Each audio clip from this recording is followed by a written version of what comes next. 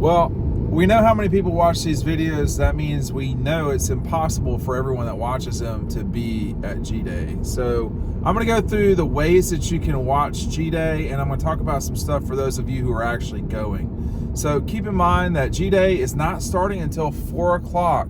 Now that is about as late a G-Day start as I can remember. I actually don't think it's ever been this late.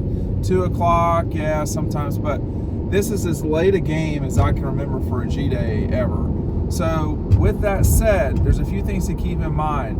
Number one, if you're at home, you can watch this two different ways. Number one, you can stream it. Number two, you can watch it on television. It'll kick off on ESPN2 at 4 o'clock. If you're streaming, that means you can use your phone, your Roku, your Amazon, whatever those things are, your stick.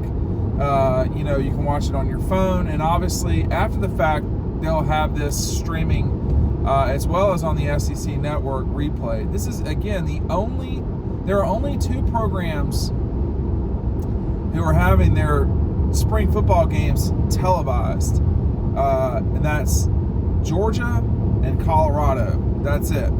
Everybody else is either on streaming on their conference network, or they're not on ESPN. ESPN is broadcasting exactly two of these. That's it. So ESPN2 at 4 o'clock. The weather looks fine. That's not an issue at all. And for people streaming, keep in mind, you can go to the ESPN app. Obviously, if you have a cable subscription, you got Spectrum or something like that, or in Atlanta you'd have Comcast. You can stream it on ESPN2 as well. But if you're just straight up streaming it, you're going to have to go to the ESPN app, do all of your login and etc. So make sure you're getting all of that done. If you're going to the game, well, first of all, listen, make sure you're picking up double dogs. This is the Stetson Bennett edition. That's got a signature. I'm not going to open it because I'm driving. Same thing with Keely Ringo's signature edition. Those links are down below.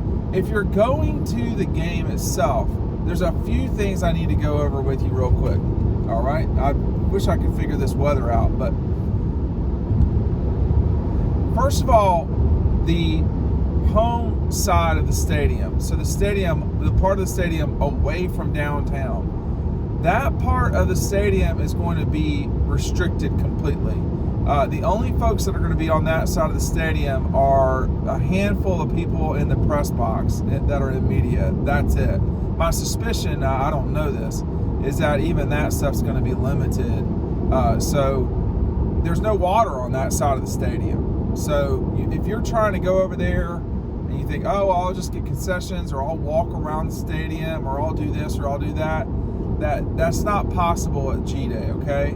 And this construction that's going on at Sanford Stadium, this is going to continue next off season as well.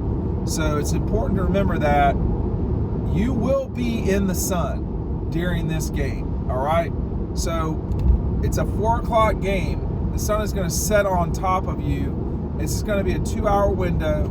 So it's 4 to 6. You will be in the sun the whole time. The sun will start possibly creeping below the sky suites at like 5:45, but I doubt it. So it'll be, you'll be in the sun the entire time.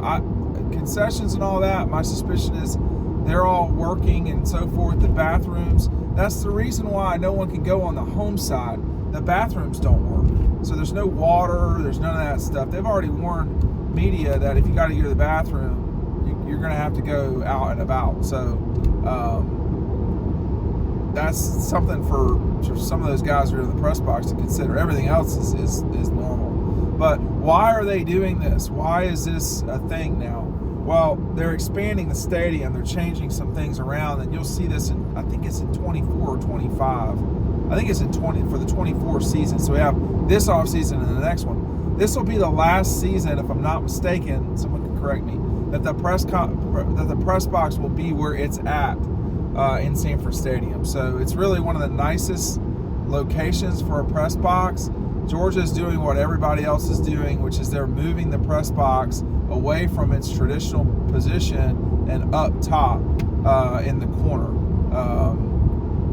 It's not good for watching games, but it's good for raising money and so forth when you've got, your donors in the middle there.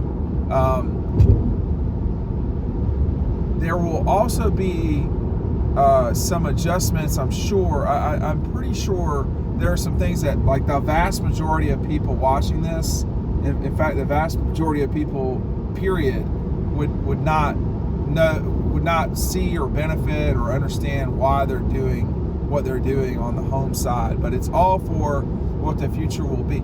Georgia has consistently changed Sanford Stadium in this century, from the year 2003 on.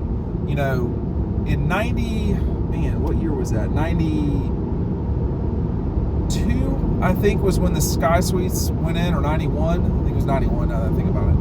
And then there really wasn't tons of construction in the 90s, but then in 03, the 600 level was added. There's been construction underneath Sanford that y'all can't see. They moved the photo lounge from the band area for the visiting team to the complete opposite end of the stadium, and that's been a lot easier for people who shoot photos during the game. They've also taken, because of the visiting section being in 600 now, that's changed the dynamic for where the students have been sitting. I remember the one time where the band sat in the end zone. That's just not that felt really wrong. But anyway, that season, that happened. And then, of course, I would say the biggest change, it's been incremental, but it's all added up in the 2010s. The $66 million redo of the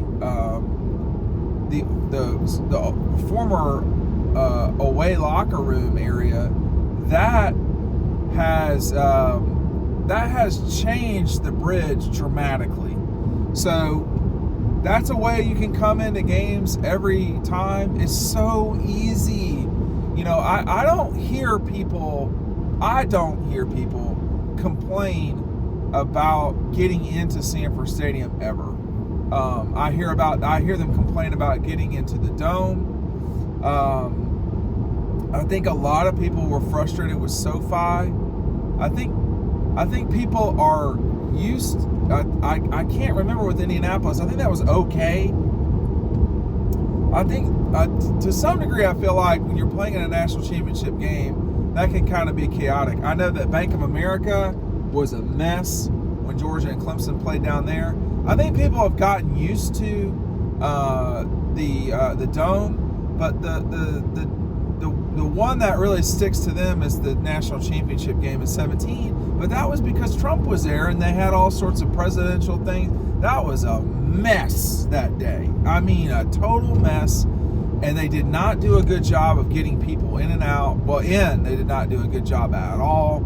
I didn't hear people complain about the Rose Bowl.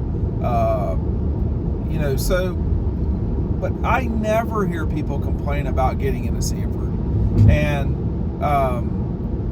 frankly, when I go around to other stadiums, you don't. It's not that bad getting in and out of most places, but it's these special one-off areas that are really problematic. But the reason why you're catering to a lot of people. There's a lot of gates open and so forth during getting into these college stadiums. And Little Rock, Arkansas was horrible. And sometimes Jacksonville can be really bad. But generally speaking, I think it's pretty easy to get into Georgia. But keep in mind, y'all, if you've never sat in 600, well, of course, there's assigned seats this time. That's another thing that's very strange. Georgia is one of the few schools that can charge for spring practice and G-Day games. I think if the market demands it, I think they should charge. I think it's $5 a ticket. Georgia will bring in something like $300,000 or so, just ballpark, in ticket revenue. I mean, that's not nothing, you know. So your concessions should make money, generally speaking. I don't see how they wouldn't with the prices. So, you know, if you've got G-Day, Georgia fans are used to paying for things. I mean, it's not new.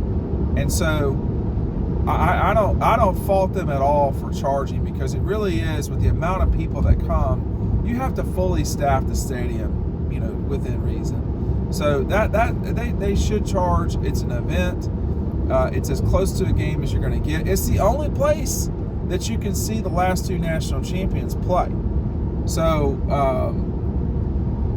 I just want to make sure, you know, if you're watching at home, you're good, right? You can watch ESPN2, 4 o'clock on Saturday. If you're streaming, ESPN app, right? If you're going to the game, you got to remember, it's not going to be like a regular game. It won't be quite as crowded. But my suspicion is there will probably be 100,000 people in town for the game. Only about 60,000 people are going into the game because of what's going on, all right? I don't know if it's even going to be 60. But keep that in mind with where you park, because if you're parking, you know, on the side of the stadium that you're not sitting in, it's just another thing to consider as we, you know, get ready for what should be an exciting G-Day. At least it will be for me. Thanks for watching.